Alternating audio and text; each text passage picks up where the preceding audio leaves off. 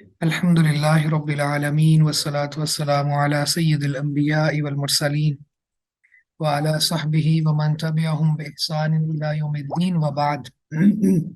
ہمارے پاس حدیث ہے ابو ہریرہ رضی اللہ تعالیٰ عنہ سے، قال قال رسول اللہ صلی اللہ علیہ وسلم، کہتے ہیں کہ رسول اللہ صلی اللہ علیہ وسلم نے فرمایا، خیر صفوف الرجال اولها، مردوں کی صفوں میں سے بہترین صف ان کی پہلی صف ہے، یعنی صفوں میں سے سب سے پہلی جو صف ہے وہ بہترین ہے۔ وشرها آخرها، اور مردوں میں سے جو سب سے بری صف ہے وہ آخری صف ہے۔ وخیر صفوف النساء آخرها، اور عورتوں میں سے جو سب سے بہترین صف ہے وہ آخری ہے۔ وشرها اولها، اور جو سب سے بری ہے وہ پہلی صف ہے۔ یہ صحیح مسلم کی روایت ہے۔ یعنی مردوں میں سے جو سب سے بہترین صف ہے وہ پہلی ہے، کیونکہ اس کا اجر بہت زیادہ ہے۔ نبی رحمت صلی اللہ علیہ وسلم کا فرمان ایک اور بھی ہے نا، کہ اگر آپ کو پتہ چل جائے کہ اذان اور پہلی صف میں کیا فضیلت ہے، کیا فضائل ہیں، تو پھر ان دو کاموں کے لیے تمہیں قرآن اندازی کرنا پڑے، یعنی اتنے تم اس میں شوق رکھو اور رغبت دکھلاؤ کہ پھر باری نہ آئے اور قرآن اندازی کے ذریعے پھر انتخاب کرنا پڑے کہ پہلی صف میں کون کون آئے گا اور اذان کون کہے گا۔ وشرها آخرها، ظاہر ہے پہلی صف میں بہت زیادہ فضیلت ہے تو آخری صف بری ہے۔ بری سے مراد یہ ہے کہ اس کی فضیلت نہیں ہے۔ بری سے مراد یعنی یہ کوئی اس حوالے سے نہیں ہے کہ وہ ٹھیک نہیں ہے یا وہ نماز نہیں ہوتی یا کوئی اس سینس میں نہیں ہے، بلکہ یہ ہے کہ جو فضائل کو چھوڑ دیا گیا ہے، اور جیسے جیسے انسان پیچھے رہتا ہے، ظاہر ہے السابقون السابقون تو پھر آگے ہوتے ہیں، اور اصحاب الیمین جو ہیں وہ پھر السابقون السابقون سے تھوڑا نیچے ہوتے ہیں، یعنی تھوڑا پیچھے ہوتے ہیں، یہ درجہ ان کے بعد ہے۔ تو اس انداز میں کہا گیا ہے کہ آخری صف جو ہے وہ فضیلت والی نہیں ہے۔ وخیر صفوف النساء آخرها، اور عورتوں کی سب سے بہترین جو صف ہے وہ آخری ہے، اور اگلی جو ہے وہ بری ہے۔ یہ تب کے لیے ہے جب ایک ہی مسجد میں پارٹیشن کے بغیر مرد اور عورت نماز پڑھ رہے ہوں۔ تو آپ دیکھیں کہ کتنی ترغیب دلائی شریعت نے، مرد اور عورت کا اختلاط نہیں ہونا چاہیے، جتنا دور دور ہوں تو زیادہ بہتر ہے۔ تو پہلی صف میں چونکہ مردوں سے قربت ہے، قربت سے مراد یہ ہے کہ جتنی صفیں عورتوں کی پیچھے ہوں گی تو وہ مردوں سے دور ہوں گی، تو یہ وہ ہے کہ اس فتنے سے بھی خالی ہوں گی۔ تو بہرحال آج کل تو جو ہماری مساجد ہیں اس میں الگ سے ایک پورشن رکھا جاتا ہے خواتین کے لیے، تو اس میں پھر یہ نہیں ہوگا کہ ان کی آخری صف بہتر ہوگی، ان میں یہ ہوگا کہ ان کی پہلی صف ہی بہتر ہوگی کیونکہ وہ پہلے آئی ہے، جیسے جمعہ وغیرہ کے لیے یا پھر ایون نماز کے لیے بھی اگر خواتین کے لیے بالکل الگ سے ایک انتظام ہے، مردوں کے ساتھ اختلاط نہیں ہے۔ اس وقت تو پارٹیشن کے لیے بھی چیزیں نہیں تھیں اور ایک ہی مسجد میں نماز پڑھ، دیکھیں جیسے اندھیرے میں جلدی لوٹنا اور اس طرح کے معاملات پھر ہوتے تھے کہ خواتین پہلے چلی جائیں۔ تو آج کل تو بہت سہولت ہے ہمارے لیے، تو اس لیے پھر جو عورت پہلے آئی ہے جمعے میں یا نماز میں تو اس کو بہر صورت فضیلت ملے گی، تو اس کو مردوں کے اختلاط کے حوالے سے اس تناظر میں دیکھنا پڑے گا۔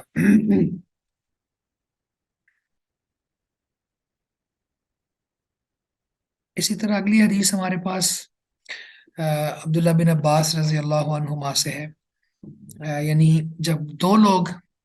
جماعت کروا رہے ہوں تو امام کہاں ہوگا اور مقتدی کہاں ہوگا، یعنی دائیں طرف یا بائیں طرف۔ تو عبداللہ بن عباس رضی اللہ عنہما کہتے ہیں کہ صلیت مع رسول اللہ صلی اللہ علیہ وسلم ذات لیلۃ، کہ میں نے رسول اللہ صلی اللہ علیہ وسلم کے ساتھ ایک رات نماز پڑھی، فقمت عن یسارہ، میں آپ کی بائیں طرف کھڑا ہو گیا، فاخذ رسول اللہ صلی اللہ علیہ وسلم برأسی، بس اللہ کے رسول صلی اللہ علیہ وسلم نے مجھے میرے سر سے پکڑا، من ورائی، میرے پیچھے سے، فجعلنی عن یمینہ، بس مجھے کر دیا اپنی دائیں طرف۔ تو یعنی عبداللہ بن عباس اللہ کے رسول کے بائیں طرف تھے، آ کے کھڑے ہو گئے۔ تو اصل میں کوئی شخص نماز پڑھ رہا ہو پہلے ہی تو اس کو دوران نماز بھی اپنا امام بنایا جا سکتا ہے۔ تو عبداللہ بن عباس رضی اللہ عنہما جب آئے اور آ کے لیفٹ سائڈ پہ کھڑے ہو گئے تو آپ نے اپنے ہاتھ سے ان کا سر پکڑا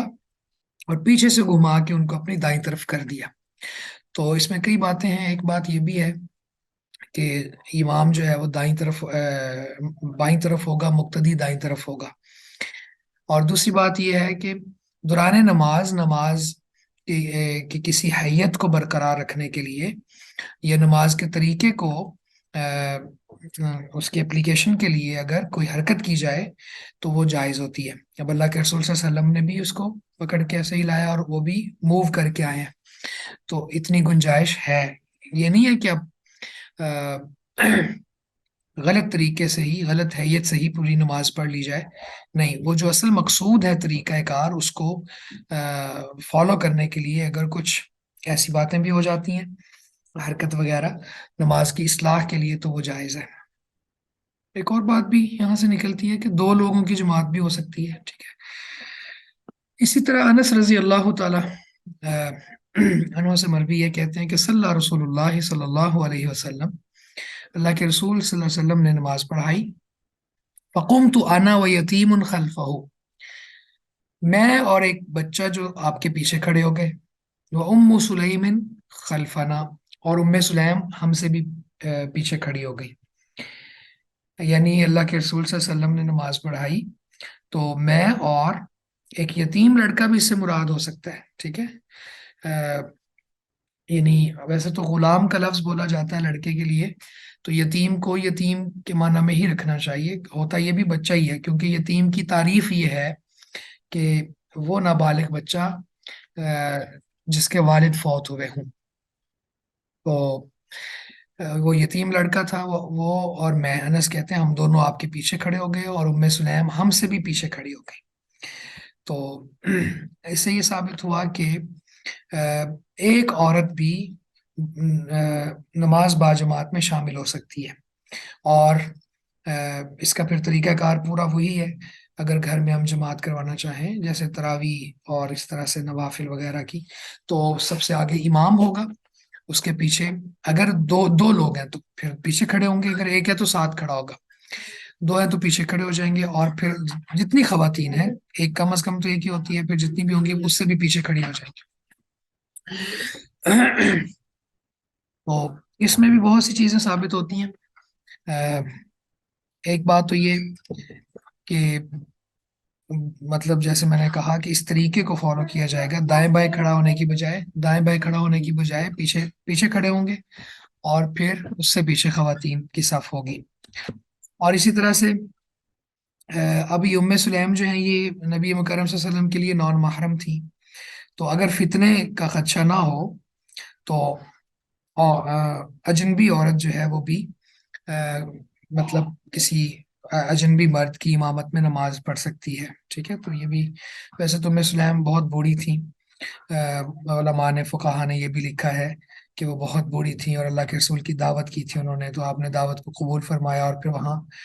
نفل نماز بھی باجماعت ادا کروائی۔ اچھا، اس سے ایک اور بات بھی ثابت ہوئی کہ جب ہم کہیں کو دعوت کھانے جاتے ہیں تو ہماری نمازیں کمپرومائز ہو جاتی ہیں، تو نمازوں کو ان کے اوقات میں پڑھنا چاہیے، اور اس طرح جماعت کروانی چاہیے، خاص طور پہ شادی بیاہ، یہ بھی ایک دعوت ہی ہوتی ہے جیسے دعوت ولیمہ ہے، تو وہاں پہ نمازوں کا کوئی اتنا اہتمام نہیں ہوتا، اور لوگ لگے رہتے ہیں، جو پڑھنے والے ہیں بیچارے وہ اٹھ کے کوئی تھوڑا سا جا کے پڑھ بھی لیتے ہیں، لیکن زیادہ تر یہ ہوتا ہے کہ نمازوں کو ضائع ہوتے ہیں ہم دیکھتے ہیں۔ تو اس وقت پھر یہ ہے کہ وہ گھر ہو یا میرج ہال ہو یا جو بھی ہو، وہاں جماعت کروا لی جائے، اور یہ بھی ایک بہت بڑی دعوت ہوگی باقی لوگوں کے لیے۔ تو بہرحال اس حدیث سے یہ باتیں ثابت ہوتی ہیں۔ اسی طرح ابو بکر رضی اللہ عنہ سے مروی ہے انہ انتہا الی النبی صلی اللہ علیہ وسلم وہو راکع، کہ بے شک وہ نبی صلی اللہ علیہ وسلم کی طرف آئے اس حال میں کہ آپ رکوع میں تھے، یعنی جماعت ہو رہی تھی، اور نماز کے دوران اللہ کے رسول صلی اللہ علیہ وسلم رکوع میں تھے، تو آپ رکوع میں تھے تو پیچھے مقتدی بھی رکوع میں ہی تھے۔ تو ابو بکرہ رضی اللہ تعالیٰ عنہ نے جب یہ کیفیت دیکھی، فرکع قبل ان یصل الی الصف، تو آ کے صف میں کھڑے ہو کے رکوع کرنے کی بجائے انہوں نے صف میں شامل ہونے سے پہلے ہی رکوع کر لیا۔ یہ دیکھیں وہ فی اسی میں ہے، فرکع دون الصف، صف سے پہلے ہی رکوع کر لیا، ثم مشى الی الصف، پھر رکوع کی حالت میں ہی چل کے صف میں مل گئے۔ تو فقال له النبی صلی اللہ علیہ وسلم، تو اللہ کے نبی صلی اللہ علیہ وسلم نے فرمایا، زادک اللہ حرصا، اللہ تعالیٰ تمہاری اس حرص میں اور اضافہ کرے، ولا تعود، لیکن اب دوبارہ ایسا نہیں کرنا۔ تو یہ روایت ہمارے سامنے اس سے بھی بہت سی باتیں نکلتی ہیں۔ ایک بات تو یہ کہ صحابہ کرام رضوان اللہ علیہم اجمعین نماز کے حوالے سے کس قدر حریص تھے، اور آپ صلی اللہ علیہ وسلم کی اطاعت میں کس قدر آگے تھے، کہ آپ رکوع میں ہیں تو دیکھنے کے بعد کہ آپ رکوع میں ہیں تو جہاں سے دیکھا وہیں سے رکوع میں چلنا شروع ہو گیا، آ کے لگ گئے۔ تو حرص کا جو لفظ ہے نا، حرص لالچ کے معنی میں آتا ہے، اور حرص کی دو قسمیں ہوتی ہیں، ایک قابل تعریف اور ایک قابل مذمت، یعنی جائز حرص اور ناجائز حرام حرص۔ تو جائز حرص کی قسم یعنی کیا ہے کہ اللہ کی ملاقات کے لیے نیک اعمال کرنا، اللہ کی جنت کی نعمتوں کو پیش نظر رکھتے ہوئے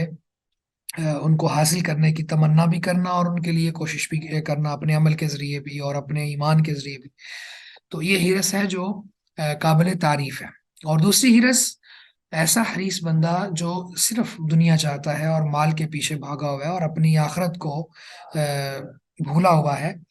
وہ حرص جو ہے یہ مذموم ہے، یعنی اس کی مذمت کی گئی ہے اور وہ ممنوع ہے۔ اللہ کے رسول صلی اللہ علیہ وسلم نے فرمایا کہ کسی بندے کے لیے دو وادیاں مال سے بھری ہوئی ہوں، تو اگر وہ حریص ہے تو لب تغا ثالثاً، تو وہ تیسری تلاش کرتا پھرے گا، ان دو پر قناعت نہیں کرے گا، ان دو پر راضی نہیں ہوگا۔ تو حرص جو ہے وہ اگر تو دین کے کاموں میں ہو تو دیکھیں یہاں اللہ کے رسول فرما رہے ہیں زادک اللہ حرصا، اللہ تعالیٰ آپ کی حرص میں اضافہ فرمائے۔ لیکن اگر صرف دنیا کے لیے ہو تو پھر اللہ کے رسول صلی اللہ علیہ وسلم فرما رہے ہیں کہ اسی حدیث کے آخر میں ہے کہ ایسے بندے کا جو پیٹ ہے وہ قبر کی مٹی ہی بھرے گی۔ تو بہرحال ہمیں بھی دیکھنا ہوگا، اللہ تعالیٰ نے قرآن مجید میں ہمیں دعوت دی ہے، وَسَارِعُوا إِلَى مَغْفِرَةٍ، اللہ کی بخشش کی طرف دوڑو، ٹھیک ہے۔ السابقون السابقون جو ہیں وہ بھی اسی طرف آتے ہیں، تو آگے آگے بڑھنے والے، پیش قدمی کرنے والے، اور اس طرح کا حسد یعنی رشک کرنے والے، جیسے وہ حدیث میں بھی ہے نا کہ لا حسد الا فی اثنتین، دو بندوں پر حسد کیا جا سکتا ہے، رشک کیا جا سکتا ہے، ایک جس کو اللہ نے قرآن دیا اور وہ اس کے ساتھ کھڑا ہوا ہے،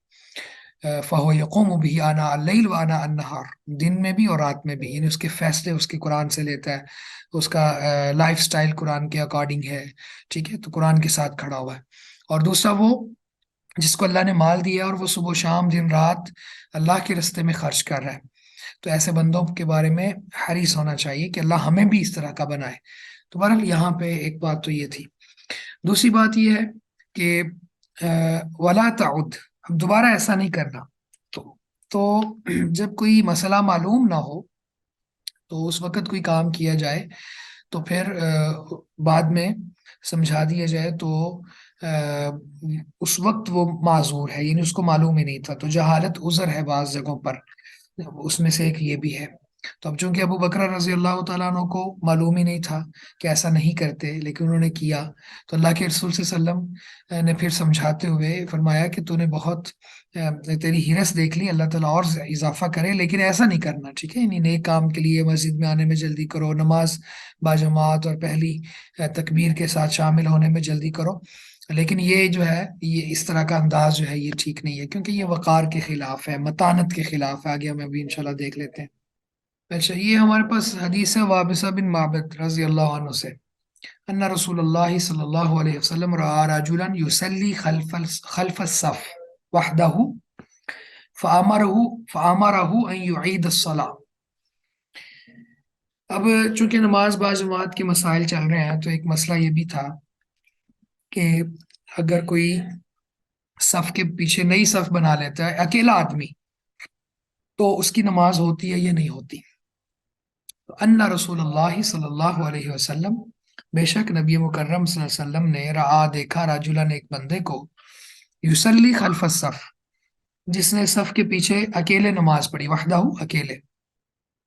فامرہ ان یعید الصلاۃ، صاحب نے اسے حکم دیا کہ نماز کو دہراؤ۔ اچھا، یہ جو حدیث ہے، اس حدیث کے اوپر پھر علماء کا بہت زیادہ اختلاف ہو گیا کہ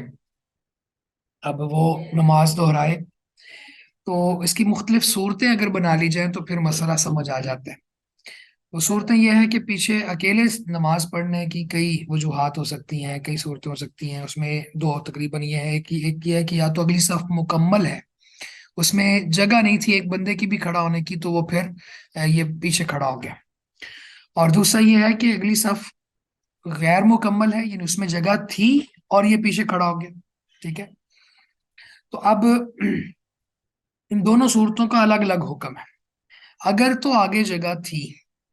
اور اس کے باوجود وہ پیچھے کھڑا ہو گیا، تو اب ظاہر ہے کہ اس کا اپنا جرم ہے، اس کی اپنی غلطی ہے، تو پھر یہ نماز کو لوٹائے گا۔ لیکن اگر آگے جگہ ہی نہیں تھی تو پیچھے کھڑا ہو گیا، تو پھر اب یہاں پہ یا تو اگلے بندے کو کھینچتا، تو اس سے پھر اگلی پوری صف میں خلل واقع ہوتا تھا۔ تو اگر اس کا کوئی عذر ہے تو پھر انشاءاللہ نماز دہرانے کی ضرورت نہیں ہے۔ تو بہرحال اس پہ بہت تفصیلاً بحث ہے، اور یہ بڑا ایک ہائی لائٹڈ مسئلہ ہے امامت کے حوالے سے، اور مقتدی کی، اس کو منفرد کہتے ہیں، صف کے یہ دیکھیں آگے حدیث بھی ہے وہ لا صلاۃ لمنفرد خلف الصف، کہ جو اکیلا ہے صف کے پیچھے اس کی کوئی نماز نہیں ہے، ٹھیک ہے۔ لیکن یہ دونوں یہ روایت اور اس کے جو اگلے الفاظ ہیں یہ والے بھی، یہ ثابت نہیں ہے۔ اگر یہ ثابت ہوتے تو پھر زیادہ وضاحت ہو جانی تھی کہ جب نماز اس کی ٹھیک نہیں ہے تو پھر ظاہر ہے دوبارہ پڑھے گا۔ لیکن چونکہ وہاں پہ تھوڑی سی فقہا نے بحث کر دی اور یہ کہہ دیا کہ اگر اس کے پاس کوئی عذر ہے تو پھر وہ نہ دہرائے۔ اچھا، اس میں بھی احوط پہلو یہ ہے کہ اگر دہرا لے تو بہتر ہے۔ پہلی بات تو یہ ہے کہ وہ پہلی صف میں اگر جگہ ہے تو پھر تو وہیں کھڑا ہو، پیچھے کھڑا ہی نہ ہو، لیکن اگر کھڑا ہو گیا تو پھر یہ تو دہرائے۔ اور اگر پہلی صف میں جگہ نہیں تھی اگلی صف میں، اور پیچھے اس نے نئی صف بنا لیا اور کوئی اور بندہ اس کے ساتھ نہیں تھا، تو پھر چونکہ روایات میں اس طرح کی بات ہے کہ وہ دہرائے، تو پھر بہتر ہے کہ وہ دہرا لے بعد میں نماز کو، یعنی دہرا لے۔ اس سے یہ ہوگا کہ اشکال ختم ہو جائے گا، یعنی کم از کم اگر مسئلہ اس طرح سے ہوا تو احتیاط کا پہلو وہ پکڑ لے گا، تو یہ بھی بہتر ہے۔ تو اس حدیث میں یہ بھی ہے، الا دخلت معهم او اجتررت رجلا، کہ کیوں نہ تو ان کے ساتھ داخل ہو گیا، یعنی اگلی صف کے اندر کیوں نہیں گھس گیا، یا پھر تو نے وہاں سے کوئی بندہ کیوں نہیں کھینچ لیا۔ تو جبکہ یہ میں نے کہا نا، یہ روایت بالکل صحیح نہیں، یہ اضافہ بھی اور زیادہ ضعیف ہے۔ تو جب یہ بات ہی صحیح نہیں ہے، ضعیف ہے، تو پھر ثابت نہیں ہے، تو مسئلہ بھی یہاں سے پھر ہم نہیں نکال سکتے۔ اچھا، اسی طرح جو میں نے ابھی پیچھے اشارہ کیا کہ وقار اور سکینت اور متانت یہ بہت ضروری ہے نماز کے لیے جاتے ہوئے، تو وہ حدیث یہ ہمارے سامنے ابو ہریرہ رضی اللہ تعالیٰ عنہ سے، یعنی نبی صلی اللہ علیہ وسلم، نبی مکرم صلی اللہ علیہ وسلم فرماتے ہیں، اذا سمعتم الاقامہ، بس جب تم اقامت سنو، فامشوا الی الصلاۃ، تو نماز کی طرف چلو، ٹھیک ہے۔ مشا یمشی کا معنی ہوتا ہے پیدل چل کے جانا، واک کرنا، تو نماز کی طرف چلو۔ وعلیکم السکینہ والوقار، تو تمہارے لیے لازم ہے کہ تم سکینت اور وقار کو پکڑو، سکینت اور وقار لازم ہے تم پر، یعنی سکون کے ساتھ جاؤ اور وقار کے ساتھ جاؤ، ٹھیک ہے۔ بہت زیادہ عجلت میں نہ جاؤ، اور بہت زیادہ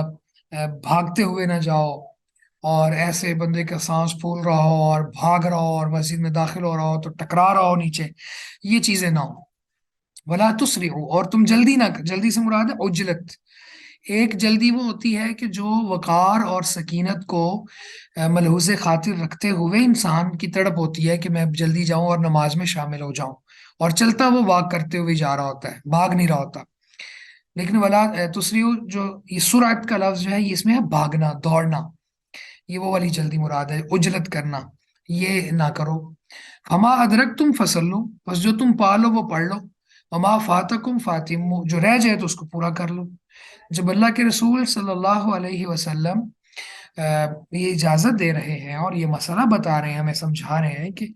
अ, आपके ऊपर ये नहीं है कि आप भाग के पहली रकत को पकड़ लो।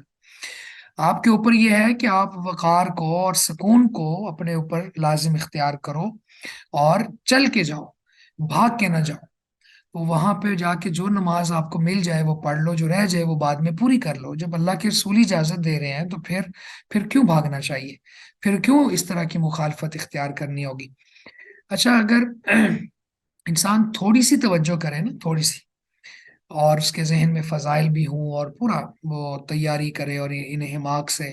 यानी फील कर रहा हो कि अब नमाज का वक्त हुआ चाहता है, तो अजान जब होती है उसके बाद कोई 15-20 मिनट का वक्फा होता है, तो वो घर से वजू करके निकले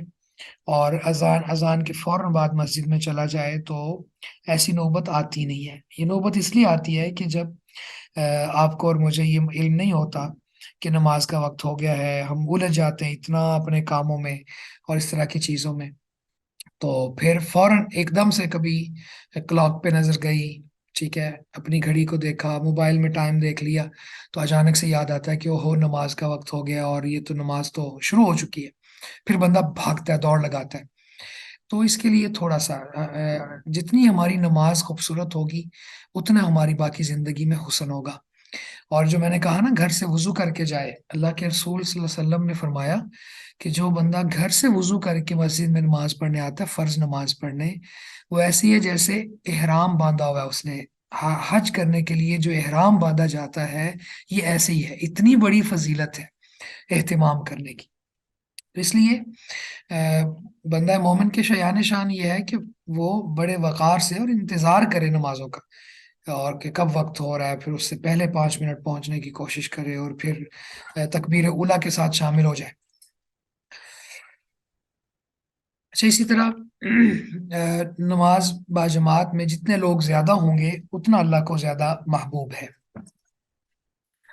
उबई बिन काब रजी अल्लाह अन्हु बयान करते हैं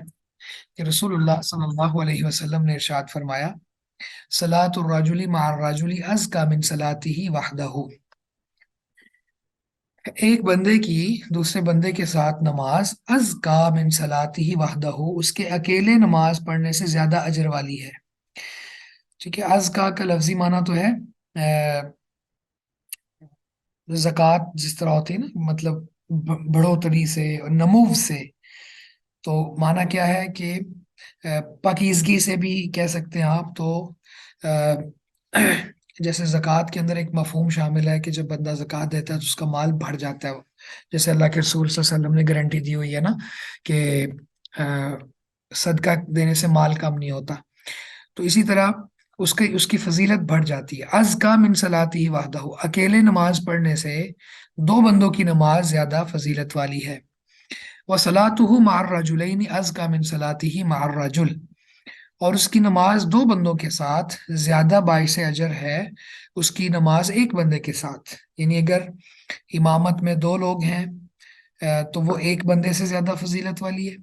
अगर जमात में नमाज में तीन लोग हैं, एक इमाम है, दो उसके साथ पढ़ रहे हैं, तो ये उससे भी ज्यादा फजीलत वाली है। वमा कान अक्सर फहुव अहब्बु इलल्लाहि अज़्ज़ा वजल, और जैसे ही इससे ज्यादा तादाद बढ़ती जाएगी वो अल्लाह को ज्यादा महबूब और पसंदीदा है।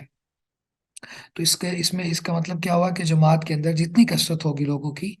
अल्लाह ताला को वो जमात और ज्यादा पसंद होगी। तो वैसे भी नमाज बा जमात के हवाले से हम बात कर चुके हैं कि ये उलमा का इख्तिलाफ है। बाज़ कहते हैं सुन्नत मुअक्कदा है, लेकिन सही बात यह है कि ये वाजिब है। इसी तरह उम्मे वरका रजी अल्लाह अन्हा कहती हैं, नबी सल्लल्लाहु अलैहि वसल्लम अमरहा अन तउम्म अहल दारिहा, कि नबी अकरम सल्लल्लाहु अलैहि वसल्लम ने उनको हुक्म दिया कि वो अपने घर वालों की इमामत करवाए। यानी अपने घर में जो खवातीन मौजूद है ना, तो औरत की इमामत यहाँ से साबित होती है, औरत औरतों की इमाम बन सकती है। तो यूम वरका को आपने हुक्म दिया कि घर वालों की, तो इसका मतलब ये कतई नहीं है कि अब औरतों पर नमाज बाजमात पढ़ना वाजिब है, क्योंकि ये सिर्फ मर्दों पर है, औरतों के लिए नहीं है। تو لیکن یہاں سے یہ بات سمجھ آئی کہ عورت امامت کروا سکتی ہے۔ اسی طرح یہ ہمارے پاس حدیث ہے، آہ، اس میں نابینا شخص کو امام بنانے کے حوالے سے بات ہے۔ تو دیکھتے ہیں انس رضی اللہ عنہ کہتے ہیں ان نبی صلی اللہ علیہ وسلم استخلف ابن مکتوم یا الناس وهو اعمى، کہ اللہ کے رسول صلی اللہ علیہ وسلم نے اپنے پیچھے چھوڑا اپنی جگہ پر ابن مکتوم کو، یا الناس وهو اعمى، آپ لوگوں یعنی ابن مکتوم عبداللہ بن ام مکتوم یا الناس لوگوں کی امامت کروا رہے تھے، وهو اعمى، اس حال میں کہ وہ نابینے تھے۔ تو ونحوہ ابن حبان، ابن حبان میں بھی یہ ہے عائشہ رضی اللہ تعالیٰ عنہ سے، یہ انس رضی اللہ تعالیٰ عنہ سے ہے، تو وہ ایک حدیث عائشہ سے بھی ہے رضی اللہ تعالیٰ عنہ، جس میں یہ بات موجود ہے کہ ابن مکتوم نابینے تھے اور وہ امامت کرواتے تھے۔ تو اس حدیث سے جہاں پر یہ ثابت ہوتا ہے کہ نابینا جو شخص ہے وہ امام بن سکتا ہے، وہیں پر ایک اور بات بھی ثابت ہوتی ہے کہ نابینا شخص جو ہے وہ امیر بھی بن سکتا ہے، کیونکہ اللہ کے رسول صلی اللہ علیہ وسلم استخلافہ کا معنی یہ ہے کہ اپنی جگہ پہ چھوڑ جاتے تھے۔ بعض اوقات سارے مجاہدین جب جا رہے ہوتے تھے جہاد کے لیے، تو اس وقت پھر چونکہ ابن مکتوم کے پاس عذر تھا کہ بینائی کا، تو پھر ان کو چھوڑ جاتے، باقی سب مجاہدین کو لے جاتے اور ان کو کہتے کہ آپ امامت بھی کروائیں مریضوں کی، اور پھر یہاں پہ میری نیابت بھی کریں۔ اور ایک دفعہ حضرت علی کو اللہ کے رسول چھوڑ گئے تھے، تو علی رضی اللہ تعالیٰ عنہ، یعنی صحابہ کرام پسند نہیں کرتے تھے کہ وہ جہاد سے پیچھے رہیں اور یہاں پہ موجود رہیں، وہ اللہ کے رسول صلی اللہ علیہ وسلم کے ساتھ جانا پسند کرتے تھے جہاد میں۔ تو یہ وجہ ہے کہ حضرت علی رضی اللہ تعالیٰ عنہ کو جب چھوڑا تو انہوں نے آگے سے کہا اترکتنی فی النساء والصبیان یا رسول اللہ، اے اللہ کے رسول آپ مجھے عورتوں اور بچوں میں چھوڑ کے جا رہے ہیں، خود تو آپ جہاد پہ جا رہے ہیں، میں آپ کے ساتھ جانا چاہتا ہوں، آپ مجھے یہاں عورتوں اور بچوں کے ساتھ چھوڑ کے جا رہے ہیں۔ یعنی صحابہ کا بہت شوق ہوتا تھا جہاد کے لیے اور اللہ کے رستے میں جان قربان کرنے کے لیے۔ تو لیکن ابن مکتوم کے پاس چونکہ عذر تھا، ظاہر ہے سفر بھی تھا پھر آگے، تو یہ نابینا تھے، تو لیکن یہاں پہ پھر وہ پیچھے رہے اور امامت بھی کرواتے رہے۔ اچھا، اسی طرح عبداللہ بن عمر رضی اللہ تعالیٰ عنہما سے مروی ہے، کہتے ہیں کہ رسول اللہ صلی اللہ علیہ وسلم نے فرمایا صلو علی من قال لا الہ الا اللہ، جو لا الہ الا اللہ کا اقرار کرے اس کی نماز جنازہ پڑھو، ٹھیک ہے، صلو علی من، علی من کا مطلب ہے اس پر نماز پڑھو جو لا الہ الا اللہ پڑھے، وصلو خلف من قال لا الہ الا اللہ، اور ہر اس بندے کے پیچھے نماز پڑھ لو جو لا الہ الا اللہ کا اقرار کرے۔ یعنی ایک بات یہ کہ ہر اس بندے کی نماز جنازہ پڑھ لو جو لا الہ الا اللہ پڑھے، اور دوسرا یہ ہے کہ ہر اس بندے کے پیچھے نماز پڑھ لو، اس کو امام بنا لو جو لا الہ الا اللہ کا اقرار کرے۔ نہ تو یہ مسائل دونوں ٹھیک ہیں، ثابت ہوتے ہیں، نہ ہی یہ روایت صحیح ہے، یہ روایت بالکل ضعیف روایت ہے۔ اس پر بحث کی ہے ابن جوزی وغیرہ نے رحمہ اللہ، اور اس کو ضعیف کہا ہے۔ مسائل اس سے ثابت نہیں ہوتے۔ اب لا الہ الا اللہ کہنے کے بعد لا الہ الا اللہ کے تقاضے پورے کرنا اور عمل سے گواہی دینا یہ بہت ضروری ہے۔ کئی ایسے فرقے ہیں، جیسے خوارج ایک فرقہ ہے، اور اسی طرح سے جہمیہ ہیں، اور بھی بہت سے مسلمانوں میں فرقے ایسے ہیں، منکرین حدیث ہیں، جو لا الہ الا اللہ کا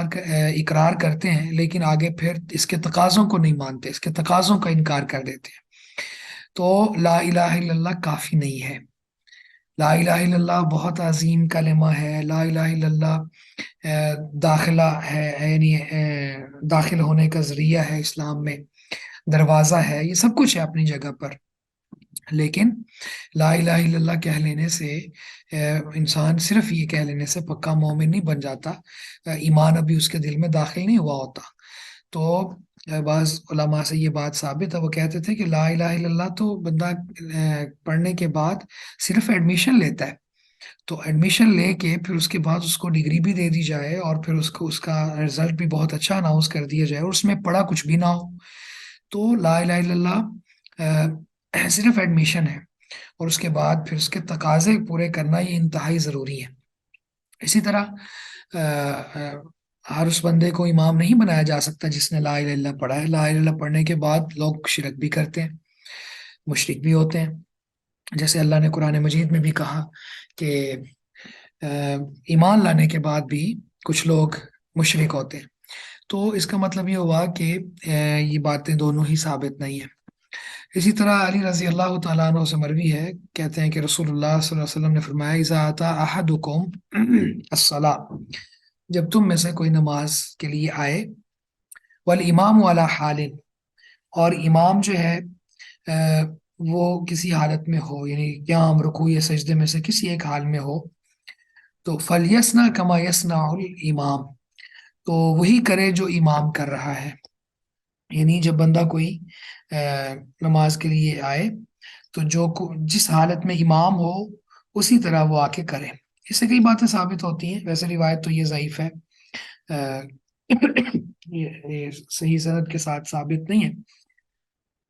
کیونکہ یہ منقطع بھی ہے، لیکن بات اس کے اندر ٹھیک ہے کہ جب امام اقتدا کے لیے ہے تو مقتدی کو چاہیے کہ وہ آ کے اپنی نماز نہ پڑھنا شروع کر دے، جیسے ہم نے تفصیلاً بات کی تھی کہ اقتدا کے حوالے سے صورتیں ہیں مختلف، کہ اس میں نہ سبقت لے جائے، ٹھیک ہے، نہ ہی بہت تخلف ہو، بلکہ اس کی اتباع ہو، ساتھ ساتھ اس کے چل رہا ہو، تو اس طرح سے یہ وہ نماز جو ہے ادا کرے،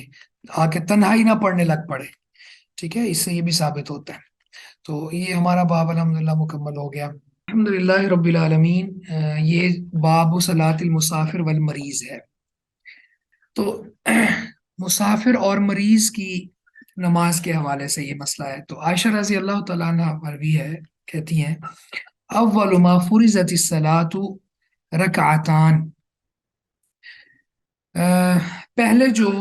نماز فرض کی گئی وہ 2 رکعتیں تھیں، فوقرت صلاۃ السفر، تو سفر کی نماز تو وہی رکھی گئی، وَأُتِمَّتْ صلاۃ الحضر، اور حضر یعنی اقامت کی حالت میں جو نماز ہے اس کو پورا کر دیا گیا۔ یعنی پہلے جتنی نمازیں تھیں وہ 2 رکعتیں تھیں، ٹھیک ہے، اور یعنی جب ابتدائی طور پر نماز فرض ہوئی اس کے بعد پھر اس کے فرائض بڑھا دیے گئے۔ تو یہ کہنا چاہتی ہیں عائشہ رضی اللہ تعالیٰ عنہ، ہمیں سمجھاتے ہوئے بتا رہی ہیں کہ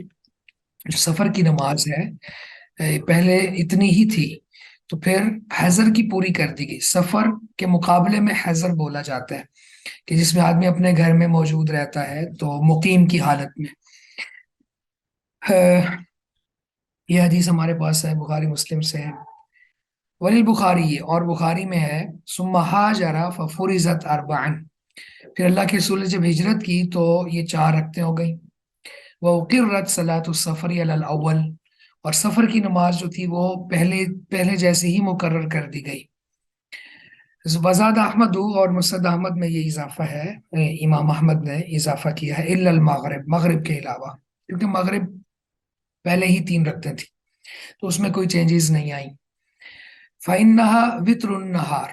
اللہ کے رسول نے فرمایا کہ یہ دن کا وطر ہے، یعنی دن جب ختم ہوتا ہے نا تو اس کے آخر میں یہ وطر پڑا جاتا ہے۔ وطر سے مراد تین رکھتے ہیں نا، طاق، وَإِلَّا الصُّبْحِ، اور صبح کے بھی علاوہ، فَإِنَّهَا تُطَوَّلُ فِيهَا الْقِرَاءَ، کہ اس میں قرات بہت لمبی ہوتی ہے۔ تو یعنی 5 نمازوں میں سے 2 نمازوں کے علاوہ باقی جو 2 رکعتوں والی نمازیں تھیں ان کو 4 رکعتوں کے ساتھ بدل دیا گیا، اور سفر میں 2 رکعتیں ہی رہنے دی گئیں۔ مغرب جو ہے فَإِنَّهَا وِتْرُ النَّهَارِ، یہ دن کا وطر ہوتا ہے، ٹھیک ہے، دن کے آخر میں یہ طاق نماز پڑھی جاتی ہے، تو طاق 3 رکھتے ہیں یہ، اور صبح کی نماز میں قرات بہت لمبی ہوتی ہے، تو یہ 2 توجیحات بھی یہاں پہ بیان ہو گئی۔ اسی طرح اگلی حدیث عائشہ رضی اللہ تعالیٰ عنہ سے ہی ہے، کہتی ہیں کہ ان نبی صلی اللہ علیہ وسلم کان یقصر فی السفر ویتم، کہ بے شک نبی صلی اللہ علیہ وسلم سفر میں قصر بھی کر لیتے تھے اور پوری بھی پڑھ لیتے تھے، وہ یصوم و یفطر، روزہ رکھ بھی لیتے تھے اور نہیں بھی رکھتے تھے۔ ابھی اس حدیث میں تھوڑا سے تو ضعف کے حوالے سے مسئلہ ہے، کیونکہ یعنی راوی تو اس کے سکا ہے لیکن اس میں علت ہے، اور علت کے مقابلے میں محفوظ کا لفظ یہاں پہ ابن حجر رحمہ اللہ نے بولا ہے کہ صحیح بات یہ ہے کہ یہ عائشہ رضی اللہ تعالیٰ عنہ کا اپنا عمل ہے، اور وہ کہتی تھی کہ انہ لا یشق علیہ، مجھ پر یہ مشقت نہیں ہوتی، ٹھیک ہے۔ تو لیکن جو ہم دلائل کا احاطہ کریں تو پھر یہ بات معلوم ہوتی ہے کہ نماز میں سوری سفر میں اگر کوئی پوری نماز پڑھنا چاہے تو ہم اس کے لیے ممانعت نہیں ہے، اگرچہ فقہا میں سے ایک طبقہ یہ کہتا ہے کہ سفر میں جو ہے قصر کرنا واجب ہے، لیکن یہ بات ٹھیک نہیں ہے۔ تو اختیار ہے قصر، سفر میں قصر کرنا چاہے قصر کر لے، پوری پڑھنا چاہے پوری پڑھ لے، اسی طرح سے روزہ رکھنا چاہے رکھ لے، اور نہ رکھنا چاہے تو بھی اس کے لیے اس کے اوپر ہے کہ وہ اپنا دیکھ لے، کیونکہ آج کل کے سفر بھی تو اس طرح کے ہیں۔ لیکن یہ نہیں کہا جا سکتا کہ لگژری کار میں جانا ہے تو پھر نماز پوری پڑھنی ہوگی، روزہ بھی رکھنا ہوگا، نہیں، سفر کا اطلاق ہوتا ہی ہوتا ہے، اگرچہ وہ بہت بہت ہی پرسکون ہی کیوں نہ ہو، ٹھیک ہے۔ تو آج کل ہم دیکھیں تو بڑا لگتا یوں ہے کہ جیسے سفر میں بندہ زیادہ سہولت محسوس کر رہا ہوتا ہے، ایسا در حقیقت نہیں ہوتا، انسان اپنے گھر میں کمفرٹ زون میں ہوتا ہے، لیکن جب باہر ہوتا ہے تو وہ پھر کسی نہ کسی مشقت سے دوچار ہوتا ہے۔ تو اللہ کے رسول صلی اللہ علیہ وسلم نے جب اجازت دی ہے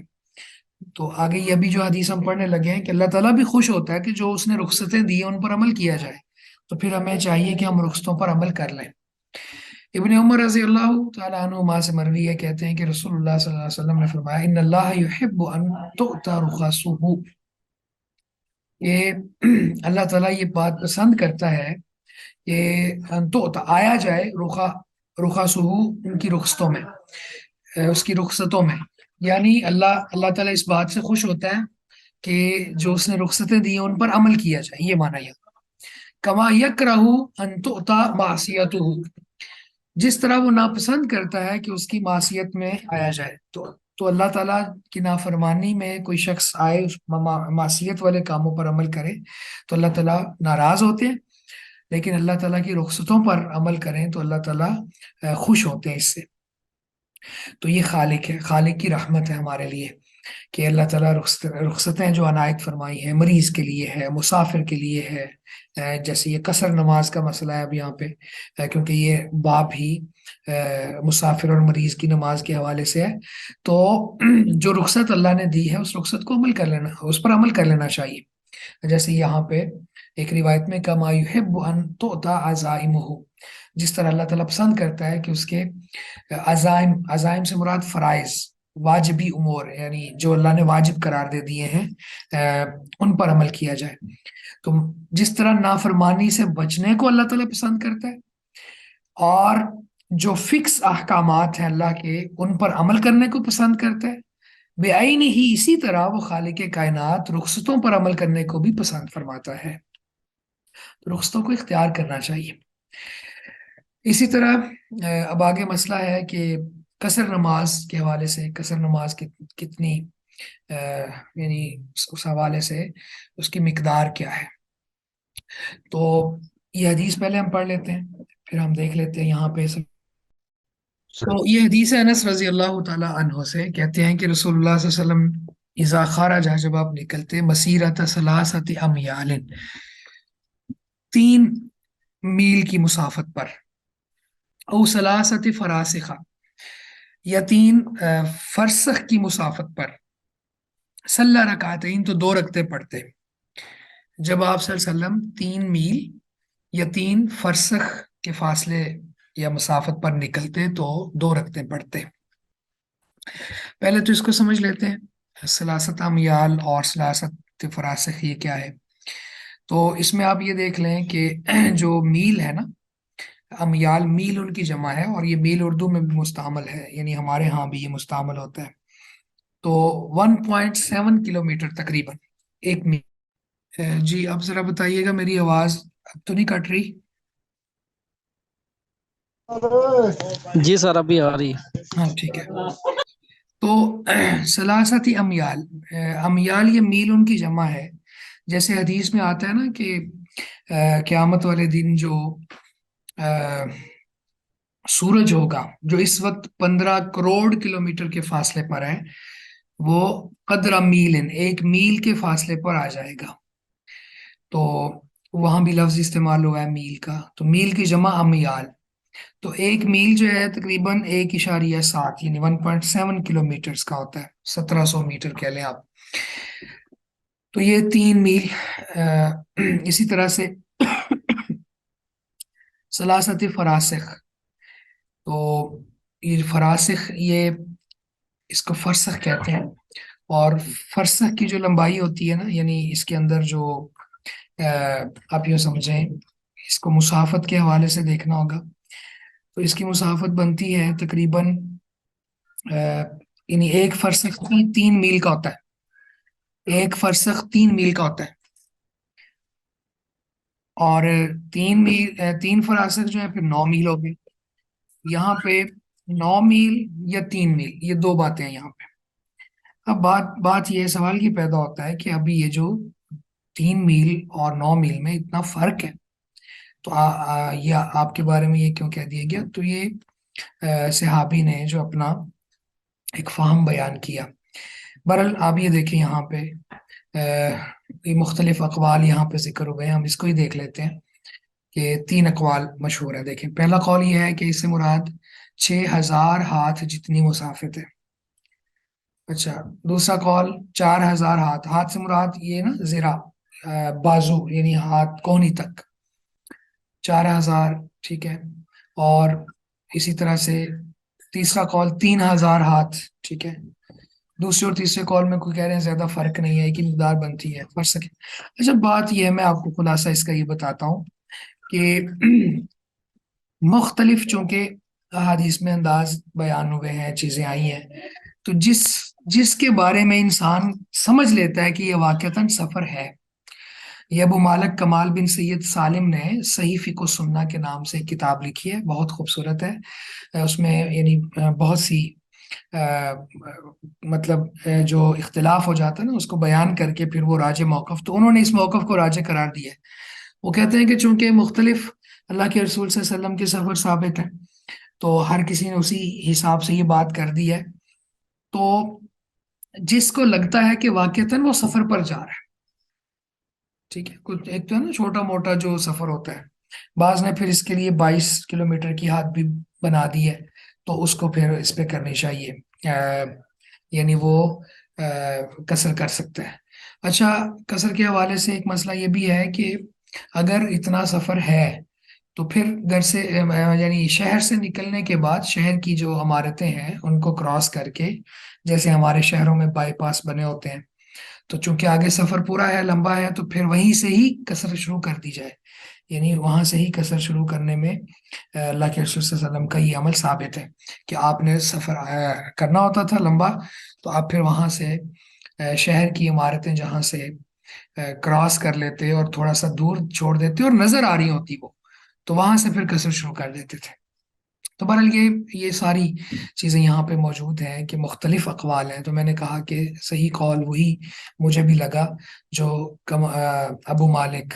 कमाल बिन सैयद सालिम की तरफ से आया। इसी तरह अगली हदीस में अनस कहते हैं, खरजना मा रसूलिल्लाह सल्लल्लाहु अलैहि वसल्लम मिनल मदीनति इला मक्का, कि हम अल्लाह के रसूल सल्लल्लाहु अलैहि वसल्लम के साथ मक्का से मदीना की तरफ, सॉरी, मदीना से मक्का की तरफ गए। फ़कान युसल्ली रकातैन रकातैन, तो आप दो दो रकतें ही पढ़ रहे थे। हत्ता रजअना इलल मदीना, यहाँ तक कि हम मदीने में वापस आ गए। तो अब मक्का मदीने से दूर है, तो वहाँ जाते हुए भी और आते हुए भी दो दो रकते ही पढ़ते रहे। लेकिन इसमें मगरिब की नमाज मुस्तस्ना है, क्योंकि पीछे हदीस में सराहत आ गई है। एक ही हदीस में सारे मज़ामीन बयान हो, ऐसा मुमकिन नहीं होता। तो इसमें यह साबित हो गया कि अल्लाह के रसूल सल्लल्लाहु अलैहि वसल्लम कसर करते थे, और ये रुखसत है और रुखसत पर अमल करना चाहिए। इसी तरह से इब्ने अब्बास रजी अल्लाह अन्हुमा कहते हैं कि अकाम नबी सल्लल्लाहु अलैहि वसल्लम तिसाता अशरा यौमन, कि अल्लाह के नबी सल्लल्लाहु अलैहि वसल्लम ने 19 दिन कयाम किया। यकसुरु, तो आप कसर कर रहे थे, यानी 19 दिन एक जगह पे कयाम किया और आप कसर कर रहे थे। वफी लफ्जिन, और एक लफ्ज में है بمکہ تھا، مکہ میں 19 یومن، آپ نے 17 دن قیام کیا. رواہ البخاری و فی روایت ابی داود سب عشرہ، ایک روایت میں ہے 17 یعنی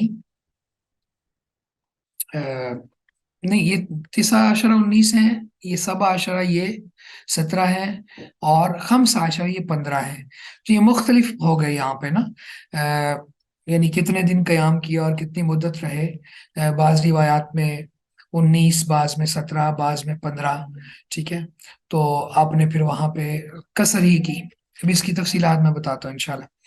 وَلَهُ عَنِ عِمْرَانَ بْنِ حُسَيْنٍ رضی اللہ عنہ 18، اور اسی طرح سے عمران بن حسین کی روایت میں ہے کہ آپ نے 18 دن. وَلَهُ عَنْ جابر، اور جابر رضی اللہ تعالیٰ عنہ سے مروی اقام بتبوک 20 یومن یکسر الصلاۃ، کہ آپ نے تبوک کے روز 20 دن قیام کیا اور آپ قصر پڑھ رہے تھے. روات ثقات، اور ان قسم کے راوی جو ہیں وہ ثقہ ہیں، الا انہ اختلف فی وصلہ، لیکن اس کے موصول ہونے میں اختلاف ہے. اچھا، یہ آپ دیکھیں کہ اب پہلے تھا کہ فاصلہ کتنا ہوگا، کہ جس فاصلے پر قصر کرنا ہے. تو اس حوالے سے میں نے مختلف اقوال آپ کے سامنے مزید آپ پڑھ بھی لیں گے انشاءاللہ، اس حوالے سے دیکھ لیں گے، کوئی اسائنمنٹ بھی بنا لیں اب اپنے اس کے لیے. میں بھی انشاءاللہ آپ کے ساتھ میٹیریل شیئر کر دوں گا. دوسرا یہ آ گیا کہ کتنے دن تک. تو اس میں اصل یہ ہے، یعنی خلاصہ یہ ہے کہ اگر تو انسان کو معلوم نہیں ہے اس نے کتنے دن رہنا ہے، اور خاص طور پہ جہادی سفروں میں ایسا ہوتا تھا اور اب بھی ہوتا ہے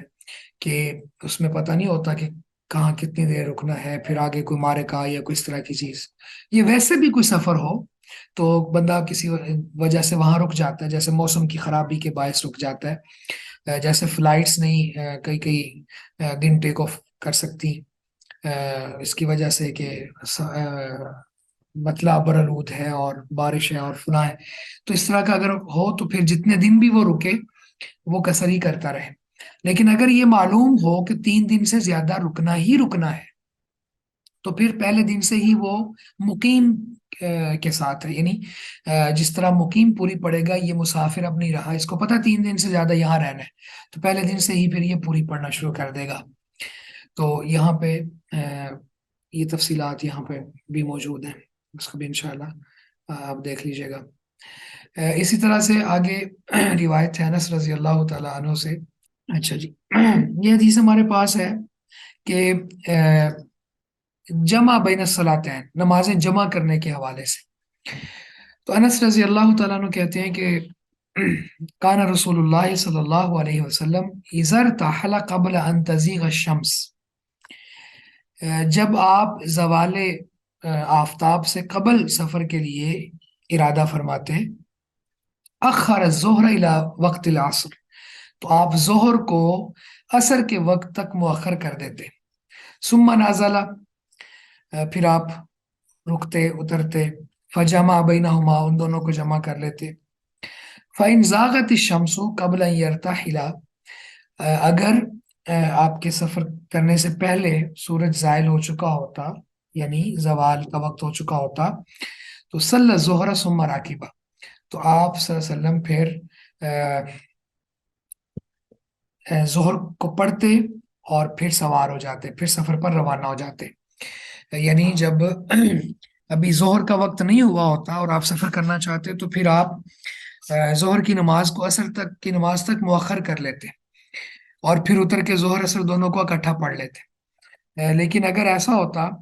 کہ آپ ظہر کا وقت شروع ہو چکا ہوتا اور سفر کا ارادہ رکھتے تو پھر ظہر پڑھ لیتے، اور پڑھنے کے بعد پھر آگے آپ سفر کرتے، سفر پر روانہ ہو جاتے. وفی روایت الحاکم فی الاربعین باسناد الصحیح صلی الظہر والعصر ثم راکبہ، کہ آپ ظہر عصر کی نمازیں پڑھتے اور پھر سفر پر روانہ ہو جاتے. ولابی نعیم فی مستخرج مسلم کان اذا کان فی سفر فزالت الشمس صلی الظہر والعصر جميعا ثم ارتحل، کہ جب آپ سفر میں ہوتے اور زوال کا وقت ہو جاتا تو آپ ظہر عصر دونوں کو پڑھ لیتے اور پھر کوچ فرماتے. اچھا، اس میں تھوڑا سا اس کو میں سمرائز کر دیتا ہوں نمازیں جمع کرنے کے حوالے سے. ایک مطلق موقف جو ہمارے ہاں یہ بنا ہوا ہے کہ اللہ کے رسول صلی اللہ علیہ وسلم بغیر عذر کے بھی نمازیں جمع کر لیتے تھے، تو وہ جمع کرنے کا جو انداز اس کو کہتے ہیں جمع سوری، یعنی تصویر سے، ہے نا، کہ وہ دیکھنے میں جمع ہے لیکن حقیقت میں ظہر اپنے وقت پر ہے اور عصر اپنے وقت پر ہے۔ ظہر کو تھوڑا مؤخر کیا ہے کہ ظہر کا آخری وقت ہو، اور اس وقت میں وہ ظہر کی نماز پڑھی ہے، اور عصر کی جو نماز ہے وہ اول وقت میں پڑھی ہے۔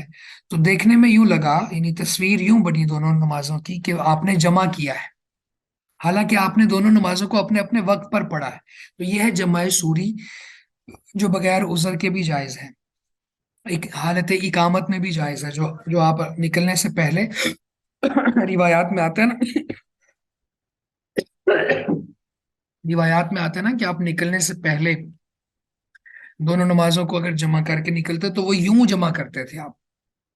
کیونکہ ابھی آپ مسافر نہیں ہیں، سفر شروع نہیں ہوا، تو آپ گھر میں ہی دو نمازیں جمع نہیں کر سکتے۔ یعنی جمع حقیقی، جمع حقیقی کیا ہوتی ہے کہ ظہر کے وقت کے اندر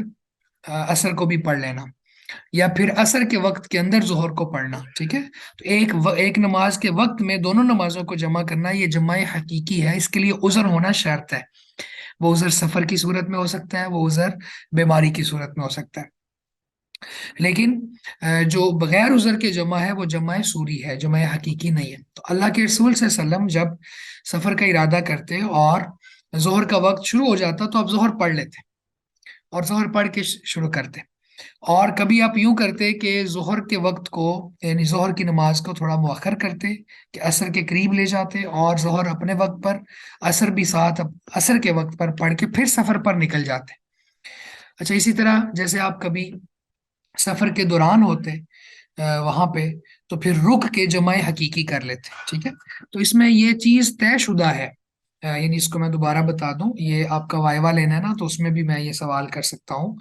کہ جو اللہ کے رسول صلی اللہ علیہ وسلم کے حوالے سے آتا ہے نا کہ آپ نے بغیر کسی عذر کے، کسی بارش کے بھی بغیر، اور اسی طرح سے بیماری کے اور سفر کے بغیر نماز جمع کی، وہ جمع سوری ہے، جمع حقیقی نہیں ہے۔ کیونکہ ہمارے یہاں پہ بہت زیادہ یہ ہے کہ ہم جب سفر پہ روانہ ہونے لگتے ہیں نا، تو ظہر کا وقت ہے فرض کریں، تو ہم ظہر کے ساتھ عصر بھی پڑھ لیتے ہیں، جی میں تو سفر پہ جانا چاہ رہا ہوں، سفر میں جانا چاہ رہے ہیں لیکن ابھی مسافر کے حکم میں ہم داخل نہیں ہوئے ہوتے اس وقت۔ تو اس کا مطلب یہ ہوا کہ اگر ہم نے اپنے اقامت کی حالت میں نمازیں جمع کرنی ہے تو پھر جمع سوری کی صورت میں ہو سکتا ہے کہ ظہر اپنے وقت پر ہو لیکن آخر میں ہو، اور عصر اپنے وقت پر ہو لیکن پہلے وقت میں ہو، تو اس طرح سے دیکھنے میں یوں لگیں گے جیسے یہ جمع ہوئی ہیں اور حقیقت میں اپنے اپنے وقت پر پڑھی گئی ہیں۔ لیکن سفر کے دوران پھر جمع حقیقی کی جا سکتی ہے، وہ ظہر کے ساتھ عصر پڑھ لیں، عصر کے ساتھ ظہر پڑھ لیں، مغرب کے ساتھ عشاء پڑھ لیں، عشاء کے ساتھ مغرب پڑھ لیں، تو ظہر عصر آپس میں جمع ہو سکتی ہیں، مغرب عشاء آپس میں جمع ہو سکتی ہیں، لیکن فجر کی نماز اپنے وقت پر ہی پڑھی جائے گی، وہ کسی کے ساتھ جمع نہیں ہو سکتی۔ ہمارے یہاں چونکہ دینی علم کے حوالے سے بہت فقدان ہے، تو لوگ ایسی بات کرتے ہیں کہ ہم فجر کو ظہر کے ساتھ جمع کر لیں، تو ایسا نہیں ہے، فجر کو اپنے وقت پر پڑھنا ہے، اور اگر کچھ سویا رہ گیا یا بھول گیا ہے تو جب اٹھا ہے، جب یاد آئی ہے تب پڑھے گا۔ تو میرا خیال ہے یہاں تک رکھتے ہیں۔